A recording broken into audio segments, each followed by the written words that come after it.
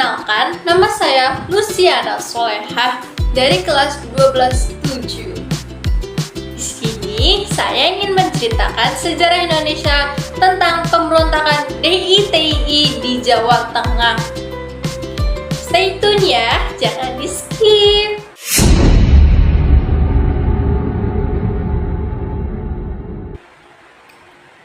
Semenjak Kartosuwiryo memproklamasikan berdirinya DITI di Jawa Barat, di bulan Agustus, cita-cita untuk mendirikan negara Islam kian meluas dan menyentuh ke seluruh negara di Indonesia. Hingga kepentingan ini bermuara di Jawa Tengah.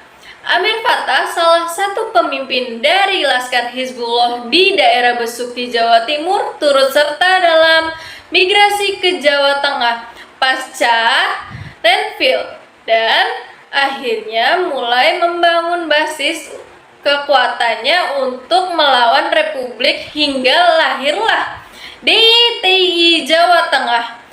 Tanpa berlama-lama, kita langsung masuk saja ke latar belakang DITI Jawa Tengah.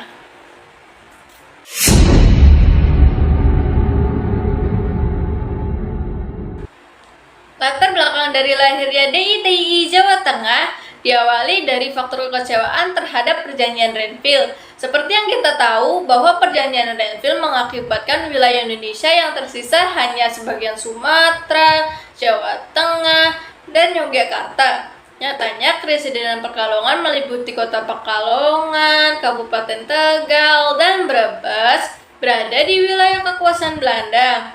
Selain itu, diisi perjanjian Renville yang juga mengharuskan tentara untuk mengosongkan kantong-kantong gerilya, dan akhirnya Hatta memberitahukan kepada seluruh pasukan untuk mundur ke Fatimah, termasuk Amir Fattah, pimpinan Hizbullah di Besuki, Jawa Timur. Namun Amir Fattah adalah salah satu tokoh yang tidak setuju terhadap perjanjian Renville. Ia memutuskan untuk bergabung dengan pasukan Hizbullah pimpinan Abbas Abdullah dan berangkat menuju Brebes yang merupakan daerah sengketa dalam perjanjian Renville, sembari melakukan perlawanan terhadap Belanda di Brebes.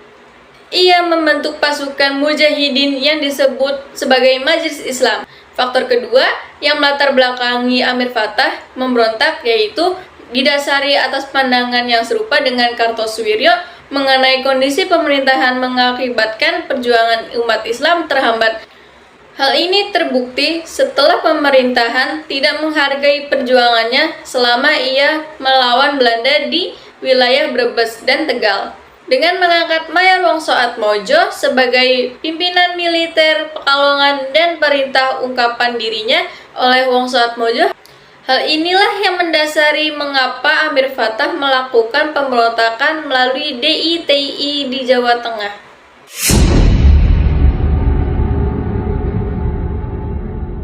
Pada tahun 1950, bertempat di desa Pengarasan Tegal, Amir Fattah memproklamasikan berdirinya DITI di Jawa Tengah yang terafiliasi dengan Detail Jawa Barat. Amir Fattah ditunjuk oleh Kartosuwiryo sebagai panglima perang dan mulai melancarkan aksi pemberontakannya dengan basis wilayah di Brebes, Tegal, dan Pekalongan untuk menyerang pos-pos TNI, polisi, dan melakukan beberapa teror ke desa hingga membunuh warga dan ulama yang tidak mendukung aksi Detail di Jawa Tengah. Selain itu, Amir Fattah berhasil untuk memengaruhi Angkatan Umat Islam dan Batalion 426 Kudus Magelang untuk melakukan pemberontakan.